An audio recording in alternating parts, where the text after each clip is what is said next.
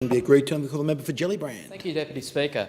Well, this week the UNHCR released its annual Global Trends Study, which found that 65.6 million people around the world have been forced to flee their home because of violence or persecution by the end of 2016. It's an increase of around 300,000 people over the last year, and it's the largest human exodus since World War II. More than 22.5 million people were seeking safety in another country as a refugee in 2016, another record. The global refugee crisis is the defining humanitarian crisis of our times, but my view is that Australia has a special obligation to assist with this crisis in our own region. It's also in our national interest that we do so. Australia's strategic and economic future relies on being seen as a valued and trusted partner in Southeast Asia, so it's in our interest to support and be a part of regional efforts to respond to this crisis in our own backyard. That's why I spent the April parliamentary recess travelling through Indonesia, Malaysia, Thailand and Myanmar to see this issue firsthand. I funded the costs of this trip myself, but it wouldn't have been possible without the invaluable logistical help and local expertise of Save the Children Australia. I wanted to experience for myself the way refugees are registered and assessed in transit countries, how they live while in transit, whether in detention or in local communities, the conditions they live in while waiting for a durable solution to their situation, whether their kids can go to school, whether adults can work, and whether they can all access medical care. And I wanted to see conditions in the dominant source country for these refugees in Southeast Asia, Myanmar. I heard some heartbreaking stories. A 10-year-old girl in Thailand told me that her only dream in life was to see her father again.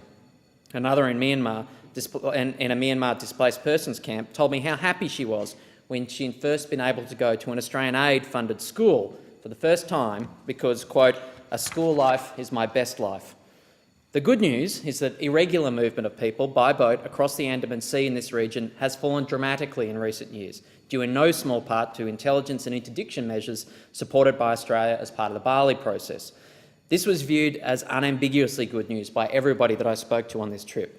The mass graves discovered in the region in 2015 are a testament to the violent extortion and exploitation that people traffickers subjected asylum seekers to on these routes. However, this alone is obviously no solution to the broader crisis. Indeed, 500,000 refugees and asylum seekers remain stranded in the region waiting for a durable solution. For the majority of these people, their ultimate durable solution will involve integration into their transit country of asylum through residency and associated rights, or through a safe voluntary return to their country of origin when the cause of their being forced to flee is resolved.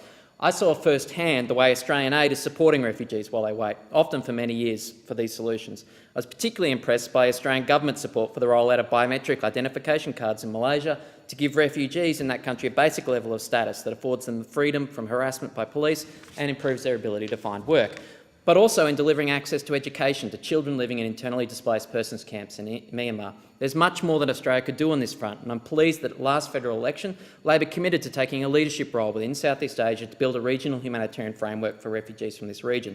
We pledged $450 million over 3 years to the UNHCR to support these measures. To support the UNHCR in advocating for work rights and the delivery of health and education services to asylum seekers and refugees. I was pleased to see reasons for optimism on this front.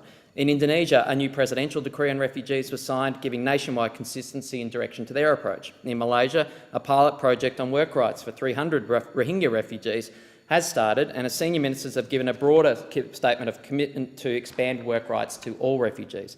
The Thai government has passed a cabinet resolution to develop a screening mechanism to distinguish refugees from economic migrants.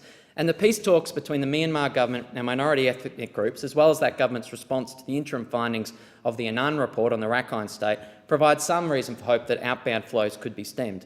However, for some of these people, the only workable solution is third country resettlement, a process that even today can take a decade. For these people, the wait for resettlement is likely to get even longer, with the total number of resettlement places globally falling this year as a result of President Trump's decision to halve the total number of refugees that will be resettled by the United States. I'm pleased that the Labor Party is committed to increasing our humanitarian intake to 27,000 per year, but we need to ensure that we are doing all that we possibly can to respond to this humanitarian crisis. I've spoken previously in the chamber about the potential to expand the existing government community sponsorship program to provide an additional pathway to resettlement. And I encourage Australian businesses, community and civil society groups to make the case across Australia for the potential benefits of this scheme. It's all too easy to be awed by the scale of the humanitarian crisis in Syria, and it's something we should not look away from. But there is a similar crisis in our own backyard that we all have a responsibility to address.